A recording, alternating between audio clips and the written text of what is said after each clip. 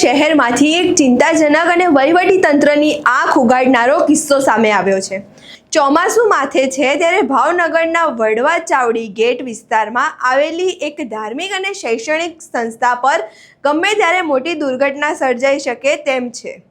અહીં power house પાસે બાપુની વાડી વિસ્તારમાં દારુલ ઉલૂમ નૂરે મોહમ્મદી નામની મદ્રેસા આવેલી છે, જેનું બિલ્ડિંગ હાલ અત્યંત જર્જરિત અને જીર્ણશીર્ણ હાલતમાં ફેરવાઈ ગયું છે। નવાઈની વાત તો એ છે કે આ બિલ્ડિંગને તોડી પાડવા માટે ખુદ મદ્રેસાના સંચાલકો તંત્રને વારંવાર કરગરી કરી રહ્યા છે, પરંતુ તંત્ર હજુ પણ કોઈ મોટી દુર્ઘટના થાય તેની રાહ જોઈને બેઠું હોય તેવું લાગી રહ્યું છે। અહીં આ ઘટનાની વિગતે ચર્ચા કરીએ। નમસ્કાર, આપ જોઈ રહ્યા છો ચક્રવાત ન્યૂઝ। હું આપની સાથે વંશિકા।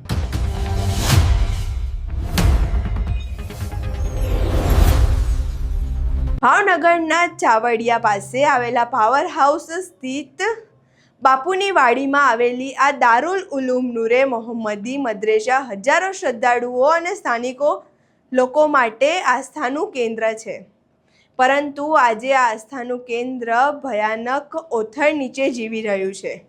આ કોઈ સામાન્ય ચિંતા નથી, કારણ કે ભૂતકાળમાં પણ આ જ જગ્યાએ એક ભયાનક દુર્ઘટના બની ચૂકી છે। થોડા વર્ષો પહેલાં આ મદ્રેસાનો એક મોટો ભાગ અચાનક ધરાશાયી થઈ ગયો હતો, જેના કાટમાળ નીચે બે નિર્દોષ વ્યક્તિઓ દબાઈ ગયા અને પોતાનો જીવ ગુમાવ્યો હતો।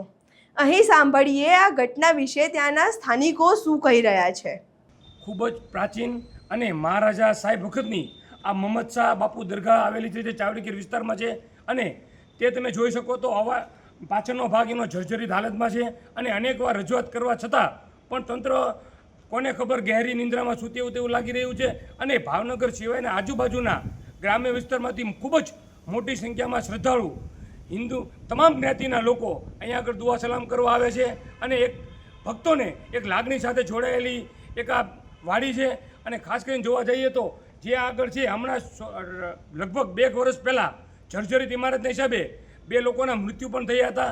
એવી જ રીતે આપ જોઈ શકો તો પાછળના ભાગમાં પણ એક જર્જરિત અત્યારે ઇમારત છે, એને અગાઉ પણ કોર્પોરેશન આ બાબતે જાણ આપી હતી, પણ હજી કોઈ કોર્પોરેશને એક્શન લીધી નથી। અવારનવાર અહીંયા આગળ ધાર્મિક સ્થળ ધાર્મિક કાર્યક્રમો થતા હોય અને ખૂબ જ મોટી સંખ્યામાં શ્રદ્ધાળુઓ આવતા હોય।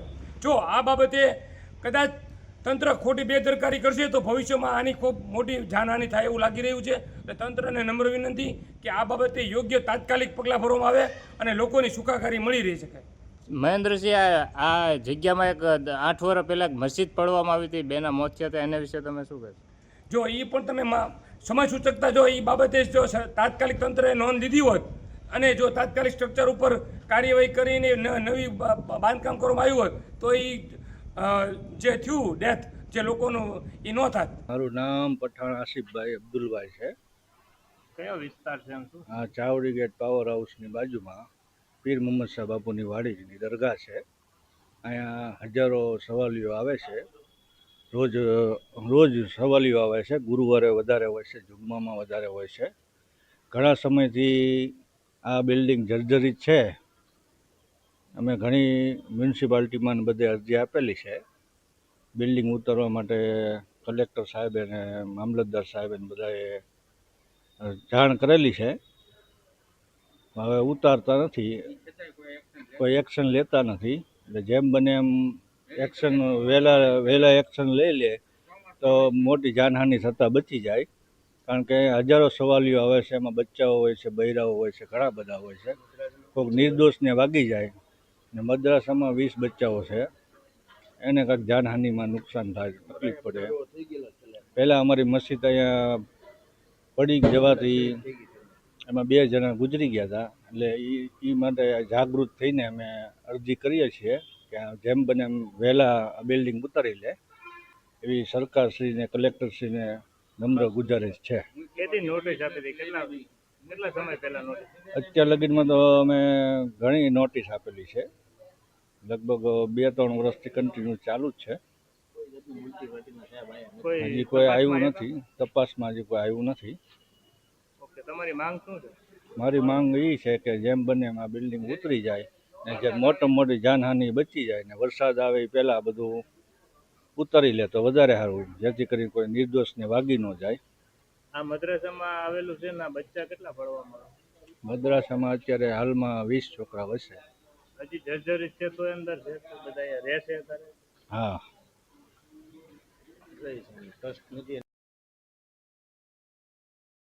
અહીં તમે સ્થાનિકોને સાંભળ્યા. હવે ચિંતાની વાત એ છે કે ચોમાસાના દિવસો એકદમ નજીક આવી રહ્યા છે. વરસાદના કારણે આ નબળું પડેલું બાંધકામ વધુ જોખમી બનશે. જો ભરચક ભીડ દરમિયાન અથવા બાળકોના શિક્ષણ દરમિયાન આ બિલ્ડિંગ અકસ્માતે તૂટી પડશે તો મોટી જાનહાનિ થતાં કોઈ નહીં રોકી શકે. મદ્રેસાના સત્તાવાળાઓએ સતત તંત્રને વિનંતી કરી રહ્યા છે કે ચોમાસું બરાબર જામી જાય તે પહેલાં જ આ જર્જરિત થઈ ગયેલી બિલ્ડિંગનું બાંધકામ કોઈ પણ નુકસાન વગર સલામતીપૂર્વક ઉતારી લેવામાં આવે.